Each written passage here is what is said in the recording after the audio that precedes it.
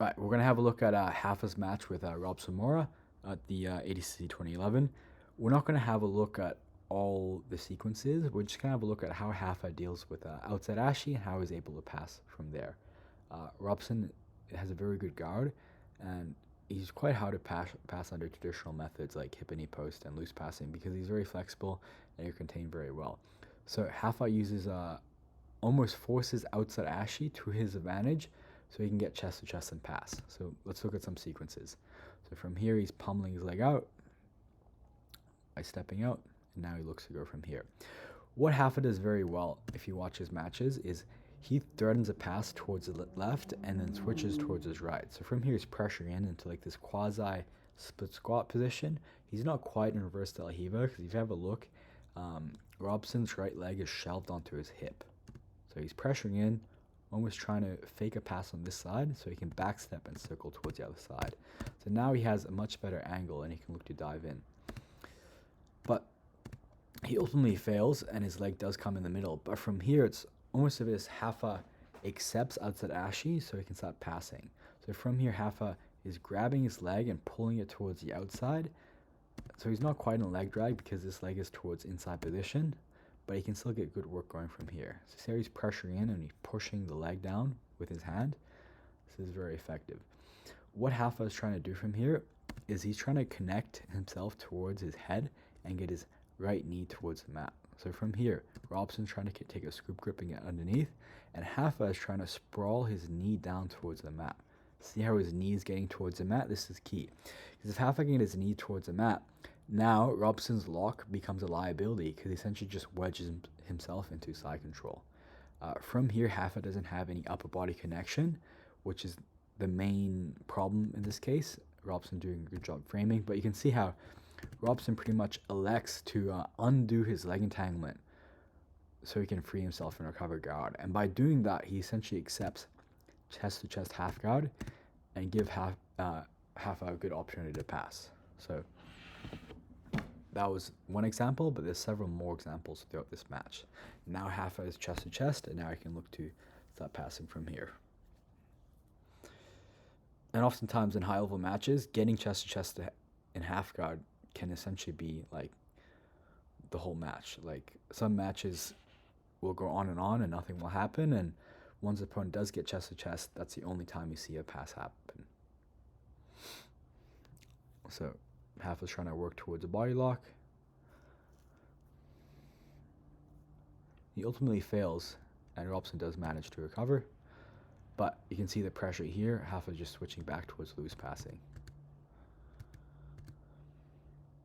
Here again, it's very similar scenario. So Robson has something called almost like body X guard in this case, but he doesn't have a scoop grip.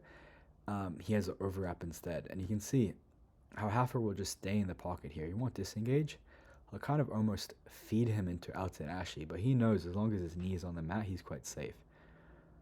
Robson takes the bait and puts him in outside Ashi, but you can see Hafa's already pushing down on the ankle and pressuring forward on him. And you can see how Hafa's essentially giving him this outside Ashi to get the pass. What Hafa does differently in this case is he connects himself towards a crossface and head wedge. So this is like a modified upper body grip because Hafa is also driving with his head, and his goal from here is just to pin his head to the mat. So you can see from here, Hafa is using his shoulder and his head. So it's not quite a crossface, and he doesn't quite have an underhook, so he's using his head to lean into his ear and his shoulder to pin his head to the mat. This allows Hafa's knee to get towards the mat, and now he can start working to pass.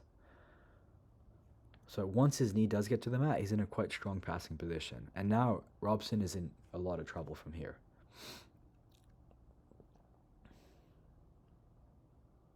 Especially if Hafa can get the underhook, now he's pretty much screwed. So now he manages to upgrade his grip towards the underhook, and he's trying to katakatame him from here, but Robson's keeping his elbow down. And the katakatame is a legit threat. Like if you watch Gianni Grippo, a lot of his matches, he puts people in outside Ashi, and he baits the frame, he bumps it across, and he does get the finish from there.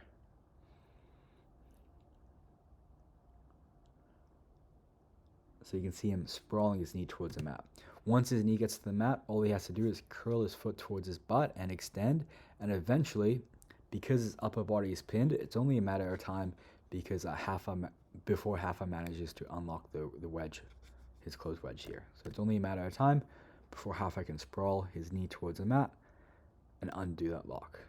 And Robson's pretty much only defense here is to hold on as tight as he can. He doesn't really have many good options. He's pretty much passed in this case. And if he overextends too much, he can get submitted with that katakatame. So he's got to be careful.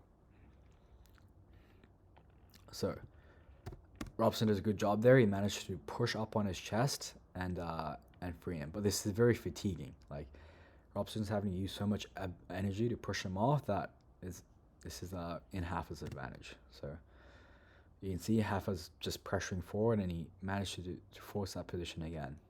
And now he managed to get chest to chest, which is very good for him. You can see how he's just focused on keeping his knee towards the mat and forcing the leg across. Definitely some high-level jiu-jitsu going on here. Perfect. So from here, you can see Hafa switch off towards the body lock rather than the crossface. This allows him to turn his knee inside and start switching towards the side. Hafa, once he gets his head on the inside, so he can pin his shoulders to the mat, which he does manage to do after a short scramble. And now he's pinned him in side control, which is a very good sequence. So you can see how Hafa starts using outside ashi to his advantage to get the pass. He goes for this armbar here, which is probably rushed.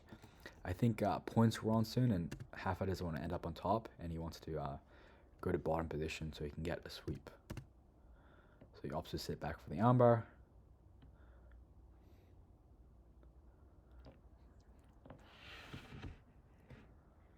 And Robson can escape because his elbow is pretty much free. There's nothing to this. Yeah, it's quite easy for him to pull out of this.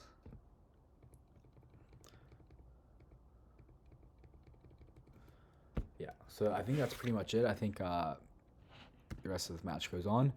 I don't think they get put back in outside ashi, but it's quite interesting to see how Hafa is using outside ashi to his advantage to get his knee to the mat and establish upper body grips and stop passing. I think it's quite an underutilized position. It is kind of risky as a tactic, but if you can get good at shutting down their offense, it can be quite a good passing position.